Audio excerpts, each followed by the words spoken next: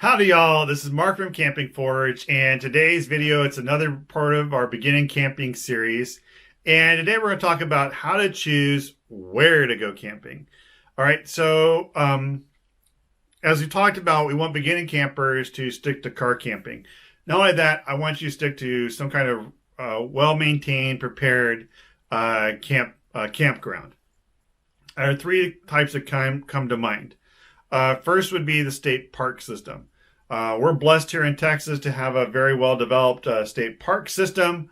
And there's like over 80 state parks. There's almost any city you live in, there's a state park nearby, often several. And I guess I should say in Texas, nearby means within 2 hours of driving. But anyway, we do have quite a few. And most of them actually even have lakes, which is another plus. And anyway, so the purpose here, obviously, that's one, state parks. Number two would be like a commercial campground, like a KOA. And then number three would be a resort campground, kind of like a Jellystone. What the benefit of going to these kind of campsites is, first off, is they're going to have core amenities such as running water and restrooms. Some of them may even have electrical hookups, which just makes it easier to keep phones charged, or your video cameras charged. I know some people think, like, I don't want electricity. That's not really camping. But hey, we're all using our phones for things like taking photos and playing games maybe at night in our tent before we go to sleep, or maps on it when we want to go do a hiking trail. So keeping our phones charged is important. And if you have an electrical hookup, it's a lot easier when you got a lot of people. But I digress. We'll talk more about how to keep our phones charged in another video.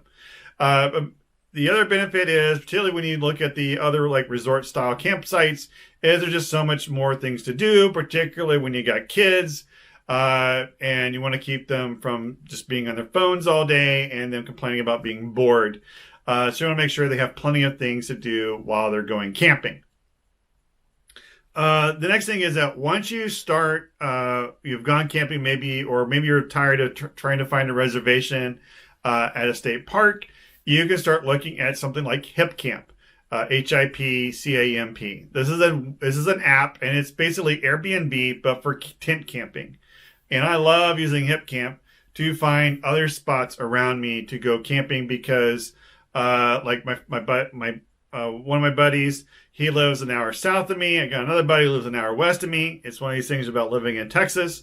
And so, and while we do, again, like I said, we have several state parks, it can be a challenge at times to find a state park with an opening. Or sometimes we're both, my friends and I are like, we're okay doing more primitive camping. So it opens up more options for us. But anyway, I'll talk about primitive camping in a second. But anyway, HipCamp is another great way to find other options in your area, particularly if state parks are all booked up, or you're just tired of going to the same state park over and over again. It's another great way to find more camping opportunities, and a lot of them will still have some kind of basic amenities like running water and some kind of toilet, though it may not be like as nice as a public restroom at a professionally run campsite. It might just be a porta potty. But at least it's not a bush. All right, so, and that gets us to, speaking of bushes, will now get us into primitive camping. So this is really getting into the more hardcore camping. So you've gone out and you're really comfortable with your camping, and but maybe you're not ready yet to go full backpacking. And so you can go look for a primitive campsite. There are a lot of state parks will have them, and often they're not as booked as as one with like all the amenities, or you can go to a national park or Bureau of Land Management. Anyway, but the thing about primitive camping is like you're going to bring everything with you, all your water, and also you're going to have to figure how you're going to deal with your toilet situation. And we'll talk about that in a different video. And but here's the thing: is like while primitive camping is pretty hardcore roughing it, it's not going to be for everybody. And that's okay. I want to make sure everybody understands that, hey, if you just stick with your standard campsite at a campground, because you're going to go camping once a year, And the only way you can get the kids to go with you, if you have access to the lake and or swimming pool or whatever, hey, that's perfectly cool. And I just want to make sure everybody just has a good time while camping. And eventually, look, if you're doing this because particularly if you got to do those front country campsites because of the kids, well, guess what? Eventually, they're going to grow up, and so I'd rather see you spend more time with them while they're young and enjoy being in your company, because you'll miss that a lot more than not getting to do as much primitive camping right now. Because once they grow up, then you can do as much as you want, and you'll probably kick yourself once you've gone camping with them more often.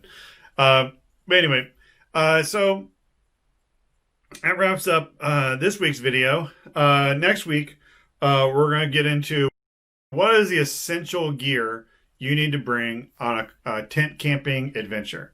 All right, again, if you got one tip out of this video, or made you smile, made you laugh, made you a little bit nostalgic, love for you to hit the like button.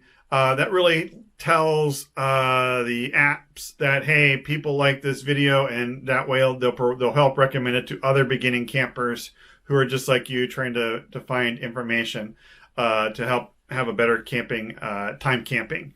All right, and if you want to read even more stuff, our camping tips and gear reviews, head on over to our website at campingforge.com. Again, this has been Mark from Camping Forge. Thank you for watching. Bye-bye.